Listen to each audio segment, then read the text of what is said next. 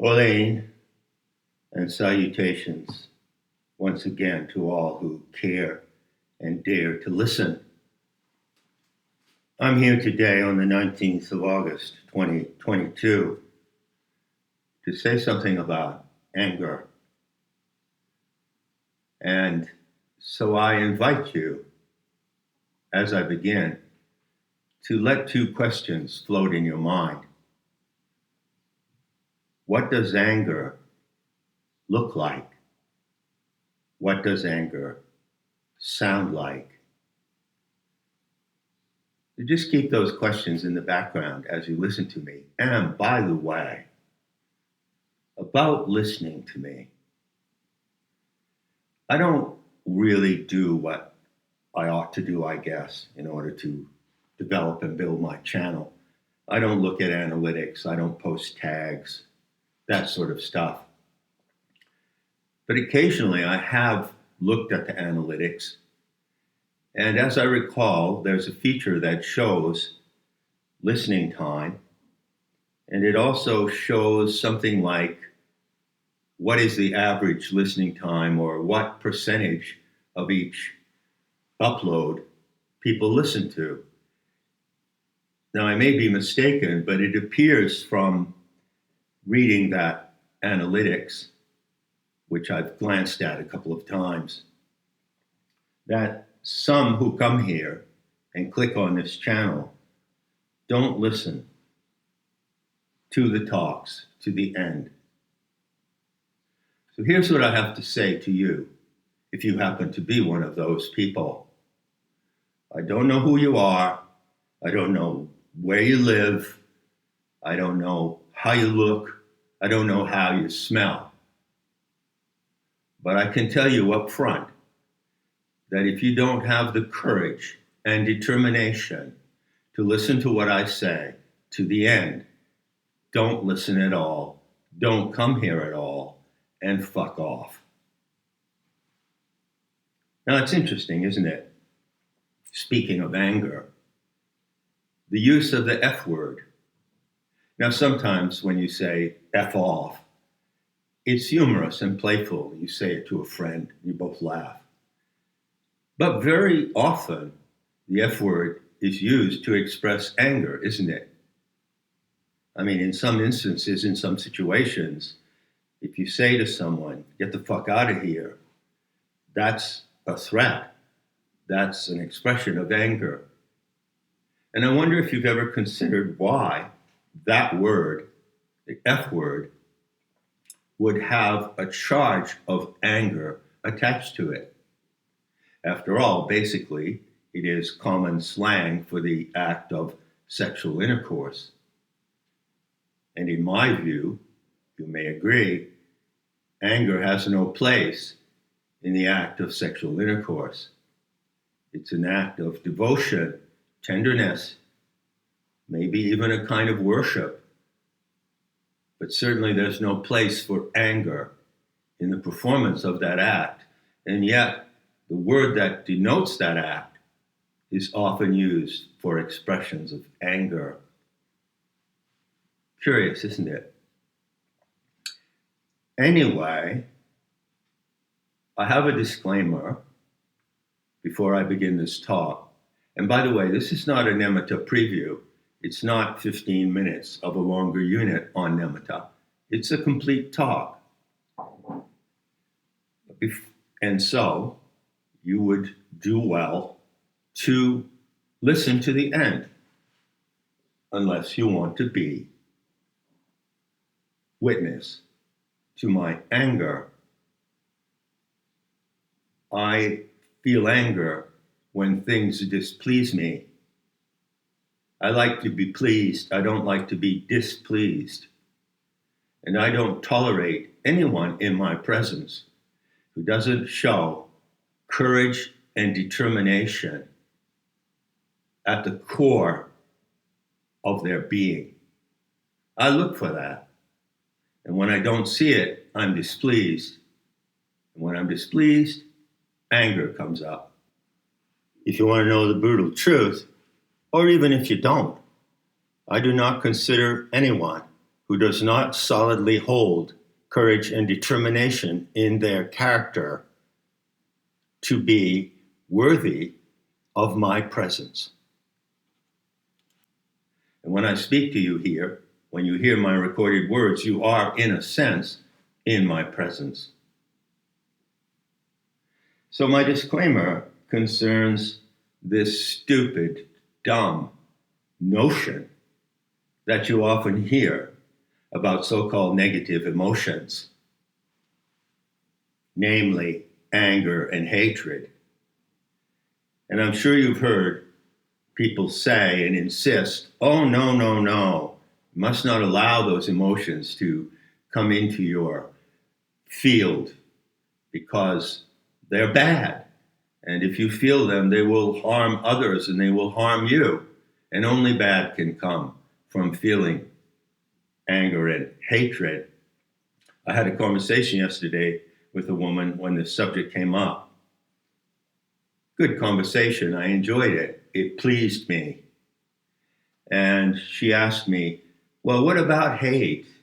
Do you feel hate and anger? Do you feel those emotions? And I said, name an emotion that I don't feel. I feel all emotions except two. One is resentment and the other is envy.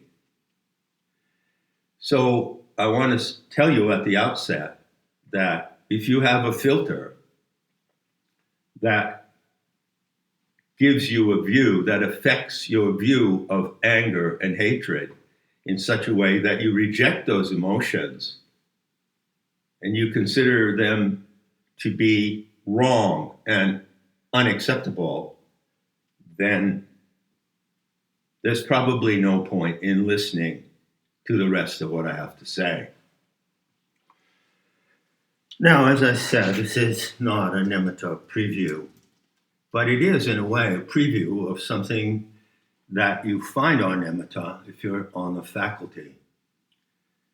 So additional to the 16 or 12 main courses and the 3 long-term courses or vocations, there is a feature called the Terma and the Turton, that's number 17, and another feature called Breaking News.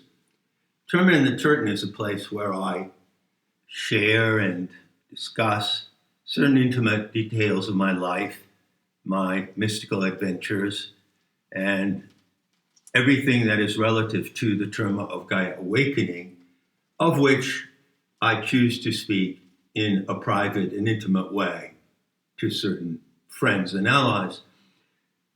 Feature 18, Breaking News, contains a kind of monthly report. You see, one of the practices of Planetary Tantra is to follow the lunar cycles. So each month, when a new lunar cycle begins, I post a unit called the Dakini Weather Watch. And we are now at number 51. So since the inception of nemitta in September of 2018, I have posted 51 units that correspond to the lunar cycles over that 4-year period. And this activity, this exercise, really brings unity and confidence to those who practice PT. You see, we consider that the moon is a signal mechanism, a transmitter. And so each month, people all around the world, in New Zealand, Australia, in South America, in Brazil, Colombia, in Mexico, Canada, the United States, and across Europe, all wait for the moment when they can see the first crescent after sunset, the sunset crescent. That is the signal of the beginning of a new lunar cycle, which we call a Dakini shift.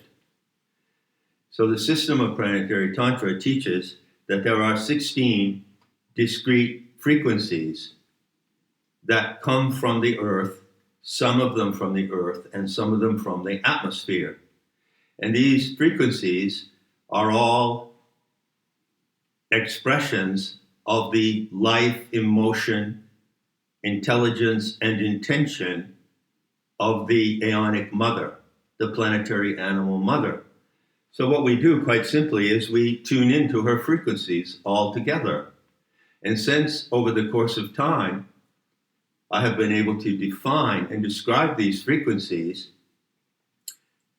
we recognize them by themes. There is a theme, a mood, and there are specific instructions that come from the aeonic mother each month. And we track these transmissions by following the cycles of the moon. For instance, Dakini Weather Watch 51, which is current, presents the opportunity to attune to the frequencies of Bhairavi. Bhairavi. It's a Hindu Sanskrit word which means the terrible one, also known as Sekhmet from Egypt, and Balaam, the jaguar, from the Aztec and Maya cultures. Each of these dakinis, or devatas, as they're also called, by the way, devata means an emanation, a radiation. Each of them can be correlated to a certain mythical animal or some other kind of supernatural agency, you see? And this identification and designation is precise and consistent over time. So in this way, practitioners of PT learn to recognize these frequencies, which are subliminal. They're actually operating in your minds right now. They are channels that are broadcasting in your mind subliminally. But due to the subtlety of the transmissions and due to the velocity of these frequencies, which are all under around 30 hertz, they are subvocal and they are impossible to detect unless you are trained in how to detect them. And this indeed is what we do. So Bhairavi, the lion power of the planetary animal mother, is the dominant frequency for this month. So we say the shift goes to Bhairavi. I want to specify that all of these transmissions from the living planet to the human animal and to other animals as well are constantly active. All of them, all 16. But of course, it would be extremely difficult, if not impossible, to read them simultaneously. So you have to break them down. But as a matter of fact, Sophia herself does that. So even though she's constantly broadcasting on all frequencies, and you can pick up any one of the 16 at any time, she arranges it according to the cycles of the moon so that there is one dominant frequency every 29-day period. Planetary Tantra comes into the world with a range of specific terms. It has its own terminology, and at first sight, this terminology may appear to be obscure or off-putting. But as a matter of fact, a closer investigation shows that the terms in use are simple, elementary, and extremely precise. And they are also user-friendly. For instance, the correct term for attunement to the telluric radiations of the Earth under 30 hertz is called transception. Transception means the capacity both to receive and to transmit. So at any moment, you as a human animal are in the field of life forces of the Earth. and the earth transmits to you, you receive, and you in turn can learn how to transmit what comes to you from the source of life itself, the immediate source. Now, over the years, I've developed quite an inventory for each Dakini shift. The inventory lists, as I said, the theme, the mood of the shift, and the instructions that come subliminally, which are specific to the Dakini or Devata overseeing the shift.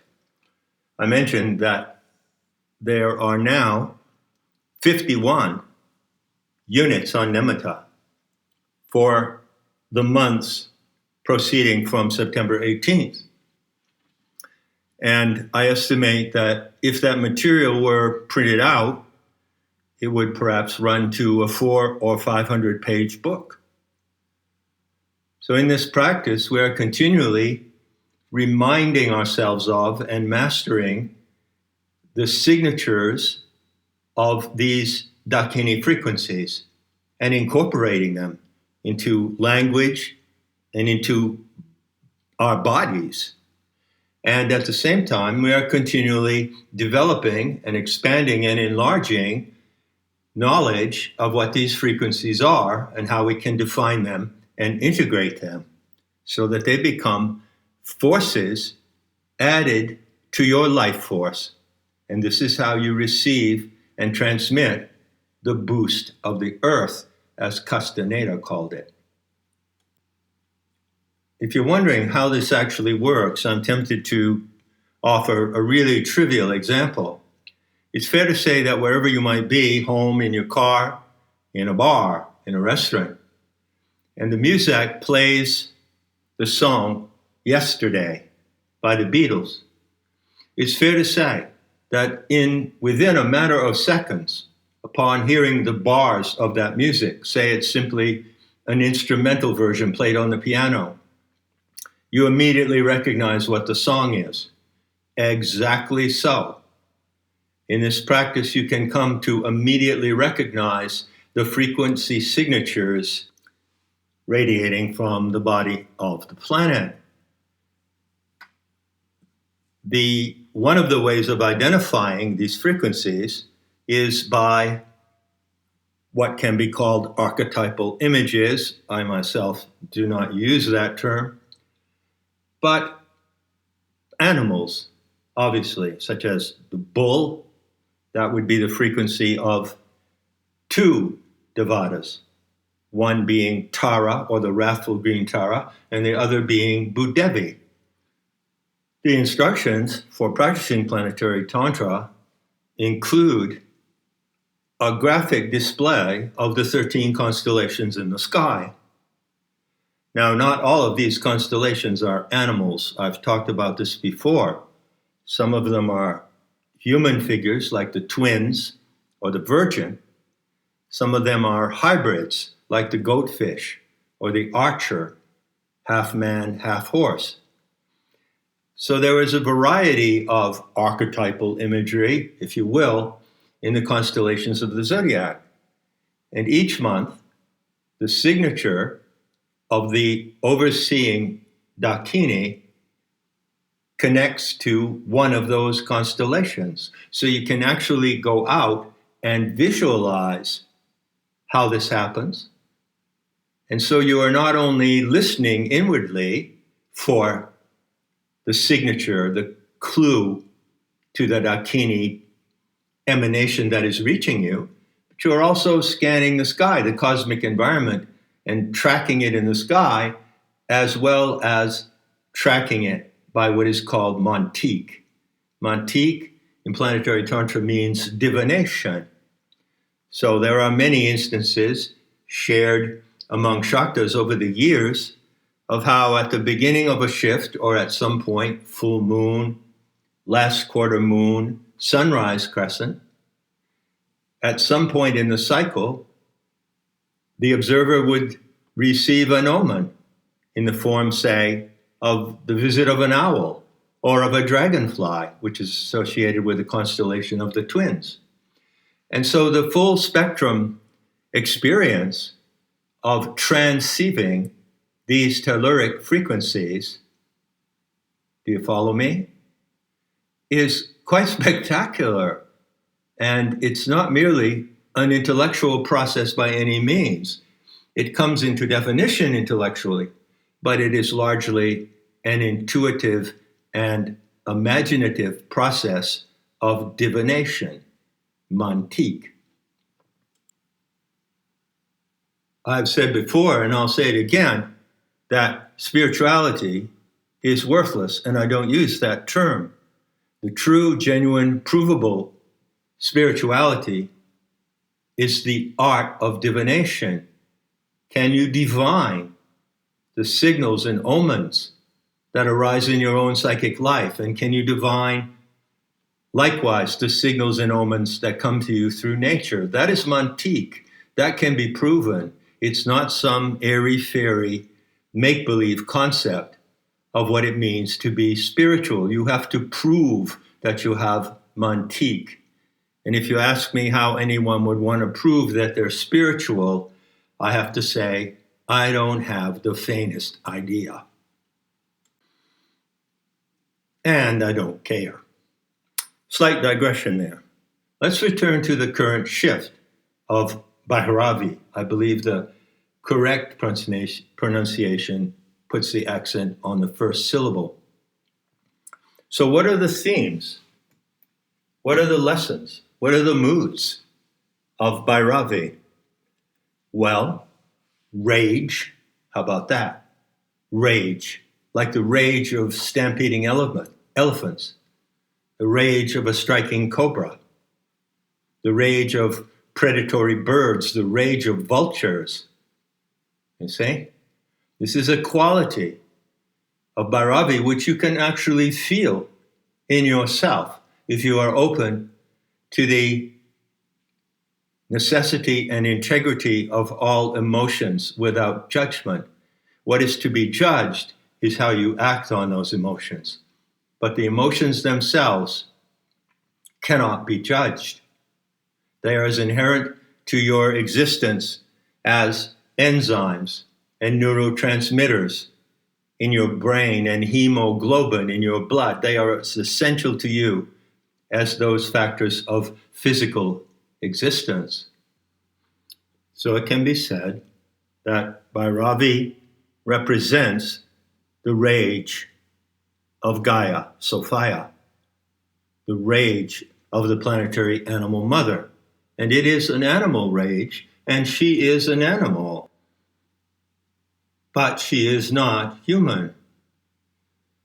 Now it so happens that these epiphanies, to use the formal term, of Sophia often take theriomorphic forms, meaning animal forms.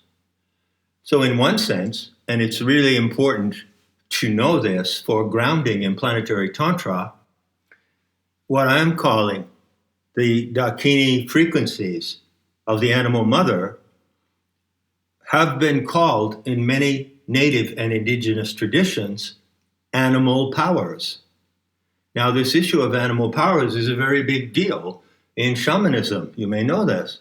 And very often, there was a standard, for instance, among the native tribes of North America and also South America and every other place you can mention, but particularly in North America, there was a standard for the vision quest. And one of the goals of the adolescent going out into the wilderness on the vision quest was to encounter his or her power animal. So these frequencies are expressions of your power animal, but they only work if you identify your power animal. You need to claim it. You need to recognize what is your power animal. So Bhairavi is an extremely important power animal in Planetary Tantra. What are some other themes or signatures of her transmission? Well, the protection of territory, the claiming and protection of your territory. Look at the way non-human animals behave. They all have their territory. The wolves, the giraffes, the wildebeest, the elephants. And to some degree, due to the miracle of symbiosis, which is due to the intercession of the symbiont, an important chapter in the fallen goddess scenario, the boundaries of their territories may overlap. And so you have interspecies relations, you see? But fundamentally, each animal, whether it be a gorilla or a monarch butterfly or a spider, a black widow, has its own territory. The territorial imperative is a theme of Bhairavi, claiming and holding your territory, which in terms of the social order and the behavior of the human animal means private property. Or if not that, it means the property you inhabit for which you are responsible to preserve and respect. Territorial imperative is also the title of a book by an ethologist named Robert Ardrey. And in that book, Ardrey describes in beautiful writing many of his experiences in Africa where he was able to observe directly, without interfering, the territorial behavior of many different animals. But Ardrey also considers something called the homing instinct. He gives the example, this doesn't come from Africa, of Atlantic turtles who swim back and forth across the Atlantic. In order to lay their eggs, they follow a migratory cycle like many other animals. And very often that migratory cycle, by the way, is either directed by the moon or by the geomagnetic currents of the earth, if not by both. So the Atlantic turtles can swim from the coast of Europe all the way across the Atlantic to the coast of South America, and they find their way back to the very same beach on that vast coast where they laid their eggs in the previous cycle of migration. That is called the homing instinct.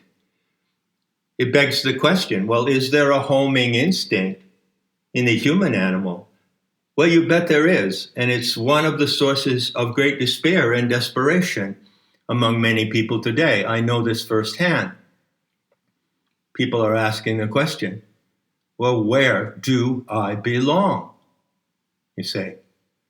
And so the homing instinct is a theme of Bhairavi. That's 2, right? I have a list of about 10 here, but I'll just name one more because it's relevant to this talk. Sacred anger. Now, what is sacred anger? What do you suppose that might be? How would it differ from ordinary anger? Well, picture this. Suppose you went around the world, whether you be a man or a woman, and on your belt you had a knife, a serious-looking knife, an instrument for killing. And suppose that that knife, obviously, could be just stuck into your belt, but suppose that it's carried in a sheath. That's the proper way to carry a knife, or a samurai sword in a sheath. So you have on your hip a lovely artifact. It's a leather sheath. Maybe you burned some words or symbols into it. Maybe it's decorated. It ought to be an object of beauty. And it's yours. It identifies you as the owner of that blade, you see? So as long as the blade is in the sheath, that's personal anger. It's your personal possession. But the moment the blade comes out of the sheath, it's not just personal anymore. And that's where sacred anger, that's the moment when sacred anger comes into play. Now, the word sacred can be equated with the word consecrated. In fact, the root of sacred is in that word. So sacred anger is consecrated anger.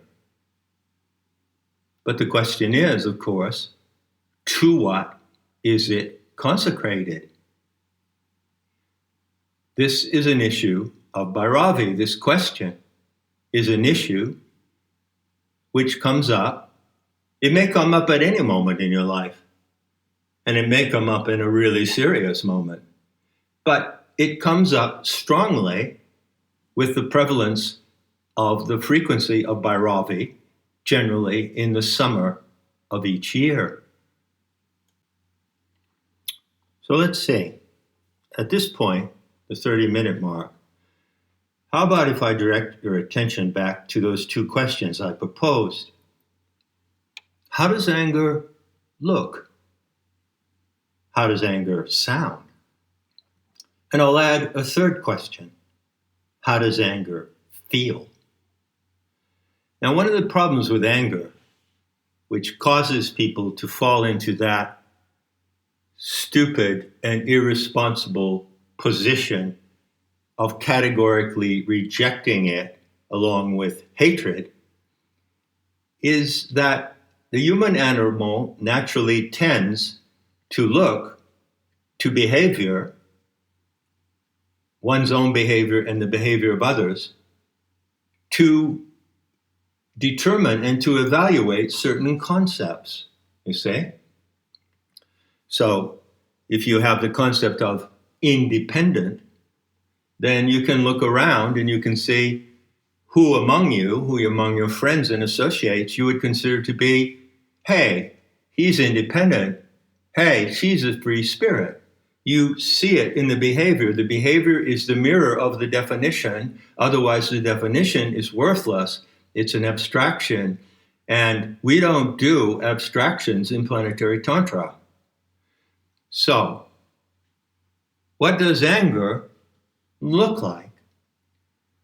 Well, let me give you one illustration that comes from my personal experience. When I lived in New York City in 1967, I had an apartment in a shabby tenement building on Avenue B and 11th Street.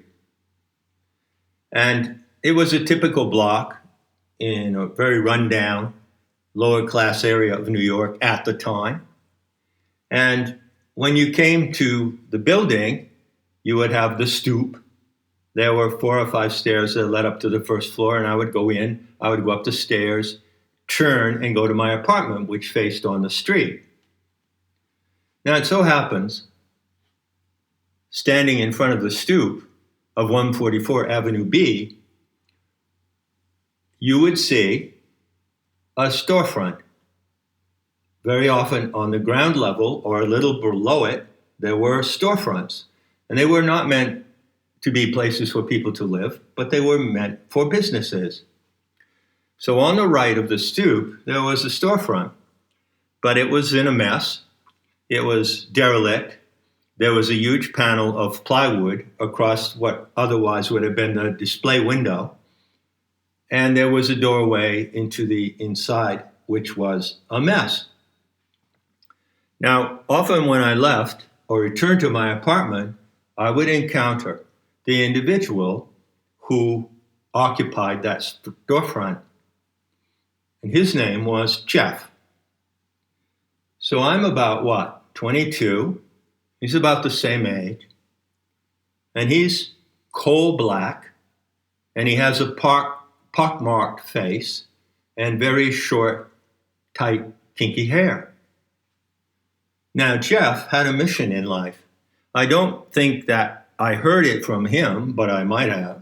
But I heard it from others in the neighborhood, which was that he intended to take that storefront and dedicate it as a community center for the promotion of the works of Malcolm X. Now, if you don't know who Malcolm X is, he was a radical black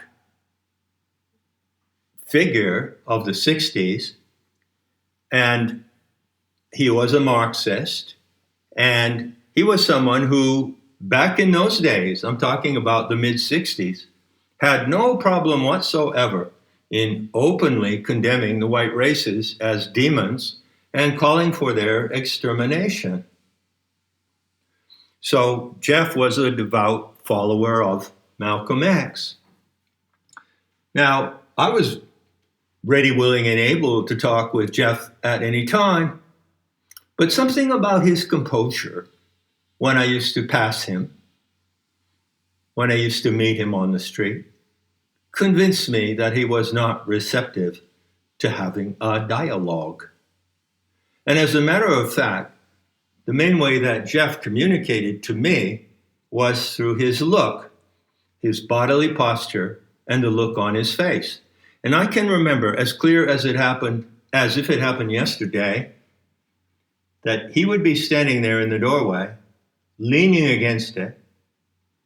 And when I came home to go up the stoop, if I glanced at him, he looked back at me with an expression of brutal, glaring anger. That's how anger looks in some cases. Yes, it can look ugly. It can be ugly. Think of bar fights.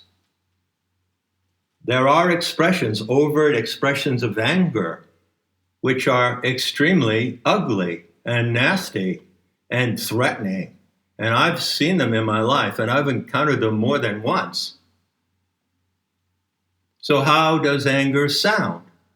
Well, go listen to a speech by Malcolm X, or go look at a few clips of Antifa fanatics. Generally, it sounds pretty harsh. You see people waving their arms, giving the fist of power to the people. What a joke that is. And screaming insults and screaming hate at other people. So there you have hate coming into the picture. So when you look around at the evidence of human behavior, there is no question whatsoever that anger and hatred come to expression in ugly and violent ways. And sometimes that goes to the extent of great harm, destruction of property, and murder. But is that all there is to it? Is there another way to hold and express anger? Well, if you would want to know, then you might consider putting yourself under the instruction of Bhairavi. This is something that she teaches, how to own, hold, and express anger in a correct way, in an honorable and necessary way, so that what you express is more than something personal. You express sacred anger and the intentions behind it. Does that proposition interest you? Would you like to try? Or would you even care to consider what is sacred anger?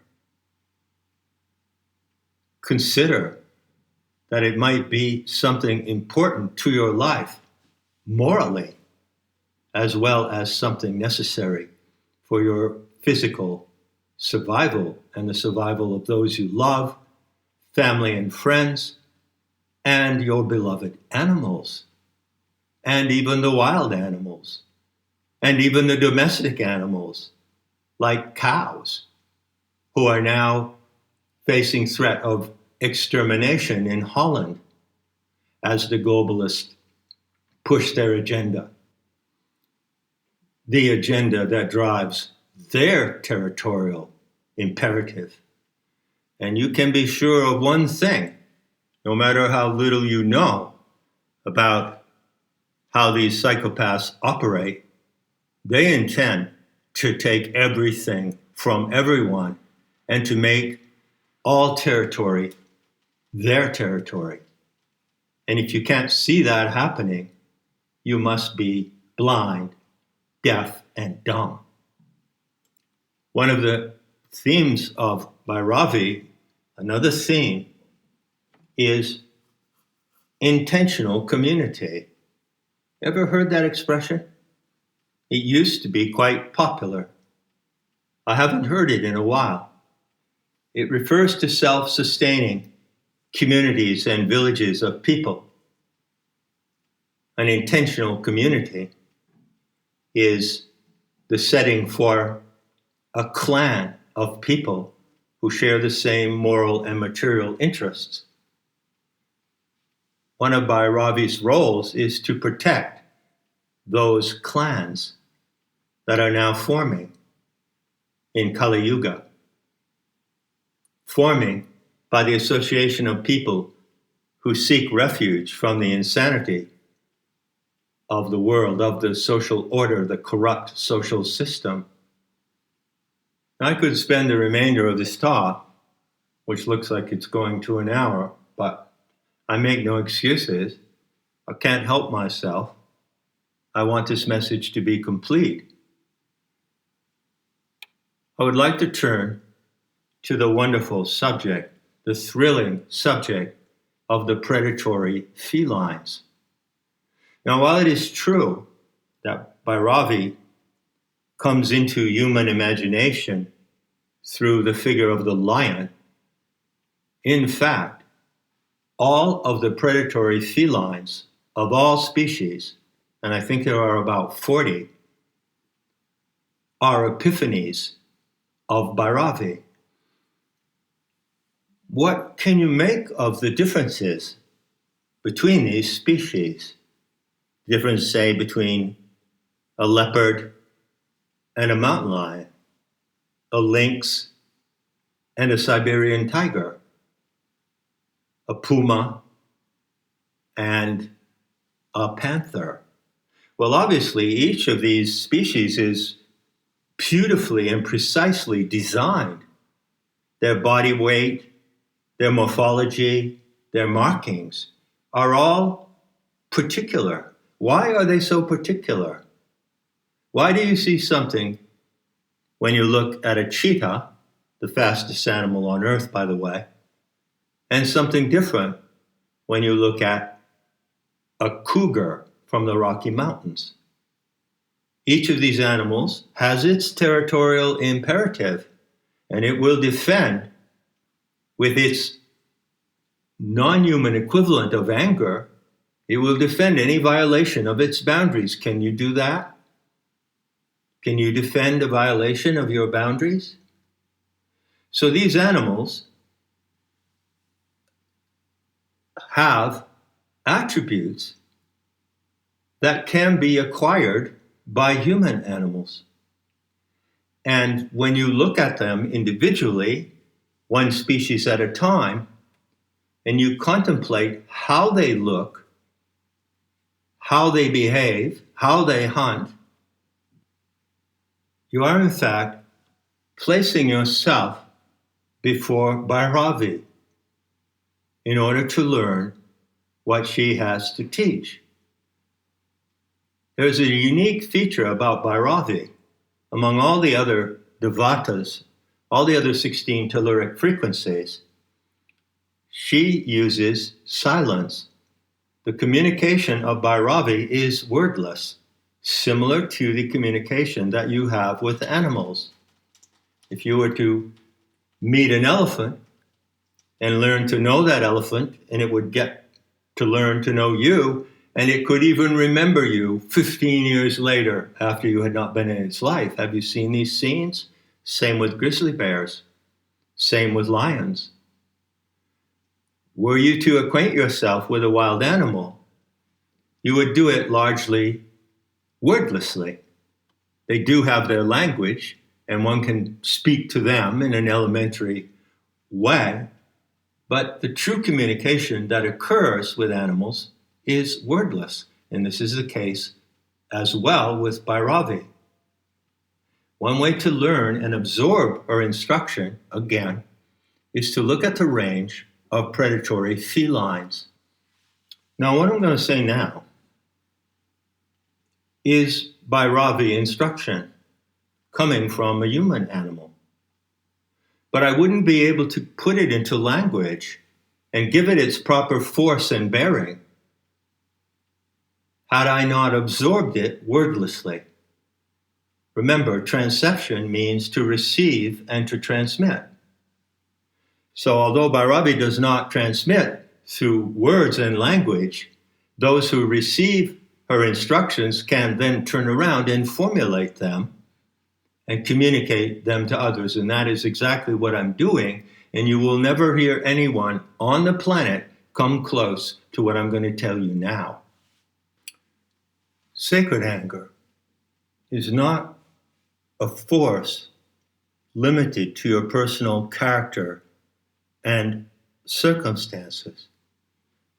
It is a transcendent, superhuman force. And due to that being so, no human animal can hold and express sacred anger without connection to a power animal. And this is not merely a symbolic connection. It is not some kind of Jungian game of archetypal make-believe. Why are all the varieties of predatory felines, killers and hunters of high art, why are they so distinct in their markings and their bodily morphology? Each one of them offers the opportunity to see your capacity for sacred anger reflected in that animal. So you identify your power animal with a particular species. And if you identify it as a puma, it's quite different from identifying it as a leopard. And how would you know the difference? How would you ever possibly learn this in the way that I'm explaining it so that you can communicate in words what you received without words? You have to learn it viscerally. This knowledge is an instinct that runs in your blood.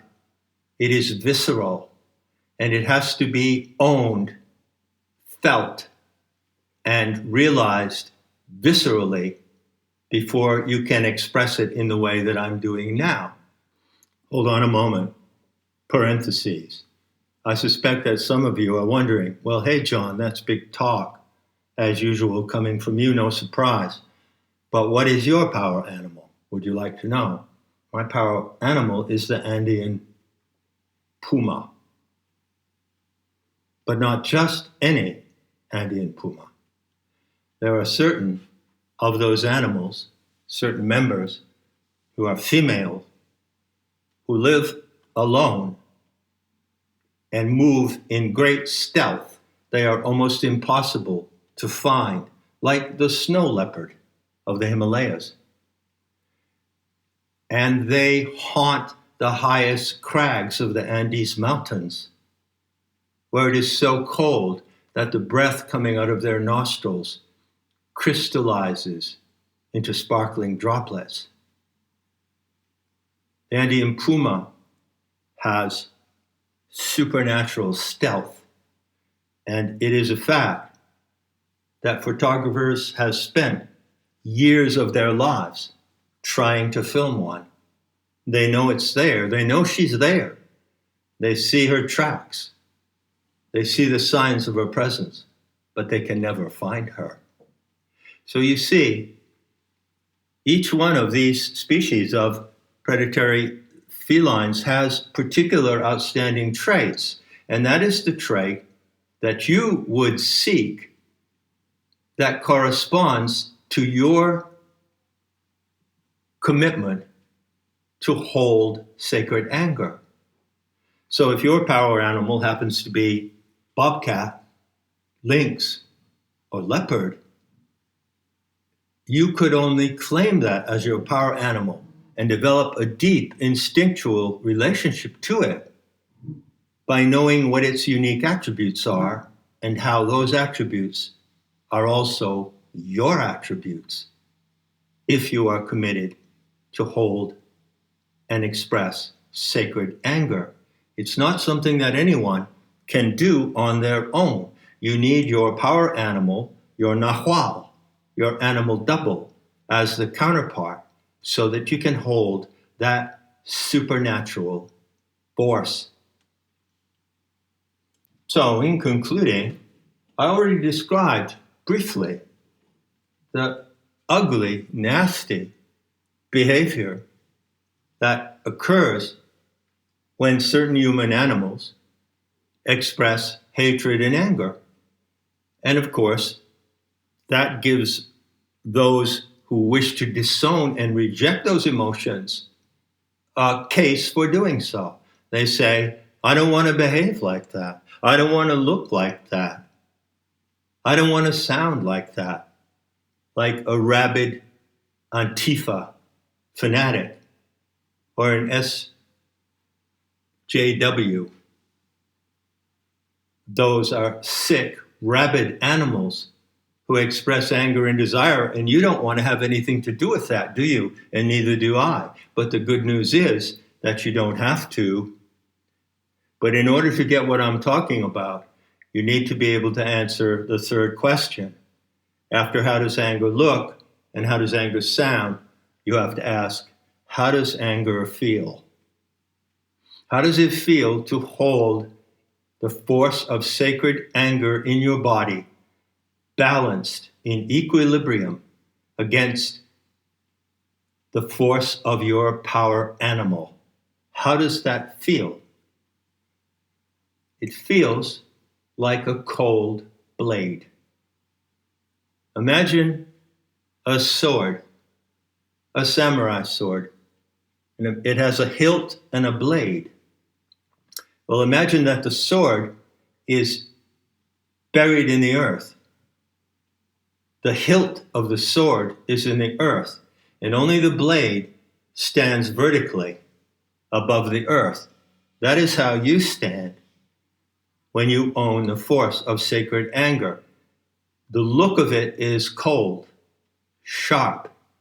It does not look angry and hateful in the way that those actions I've described do.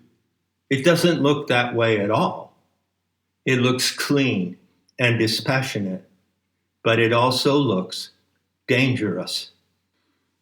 So, by way of transceiving Bhairavi instruction, I tell you that consecrated anger, which is beyond the personal, anger to protect all of life, the precious web of life, and to protect freedom, pleasure, beauty, truth, that anger is a standing blade inside your body. You know that iron is the metal of Kali, right? And there is iron in the hemoglobin in your blood. There's iron flowing in your blood right now.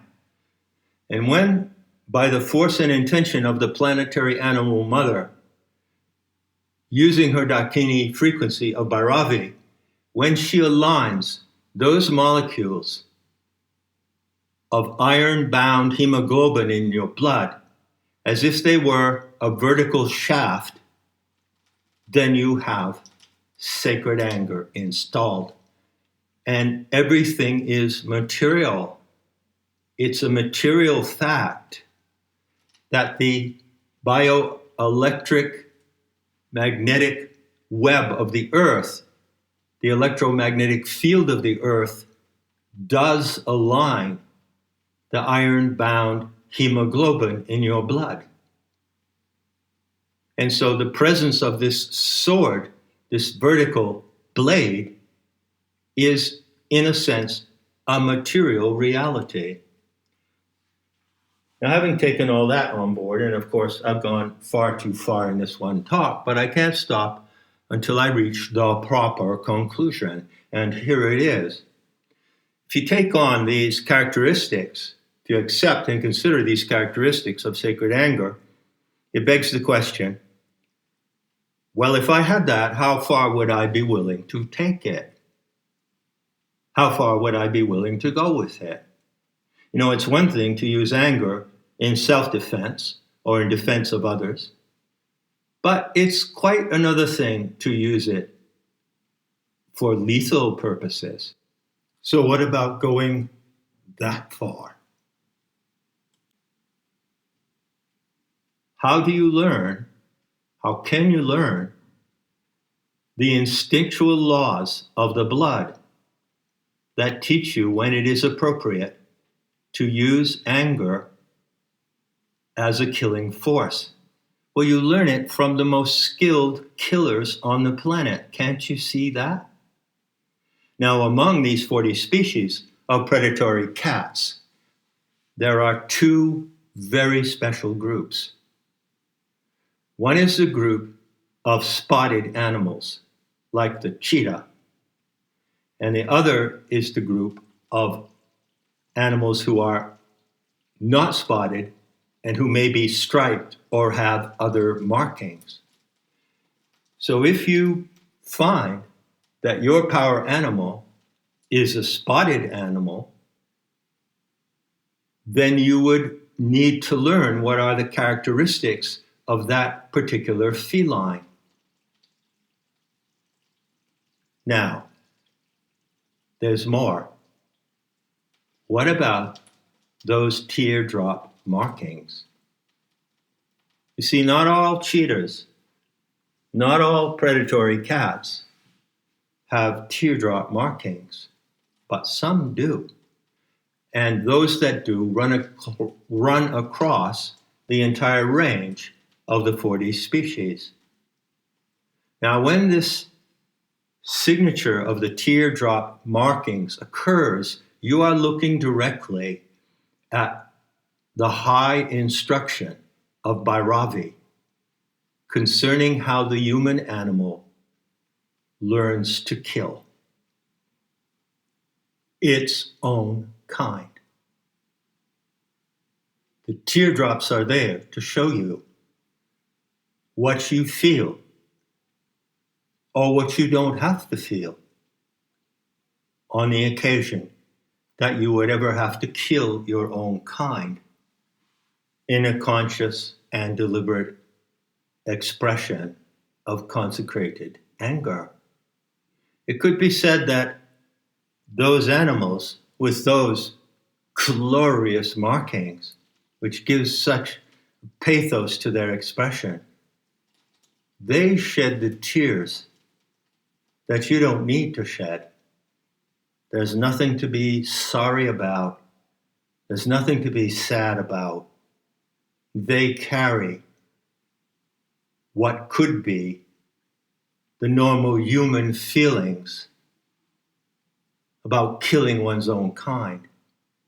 They carry it for you.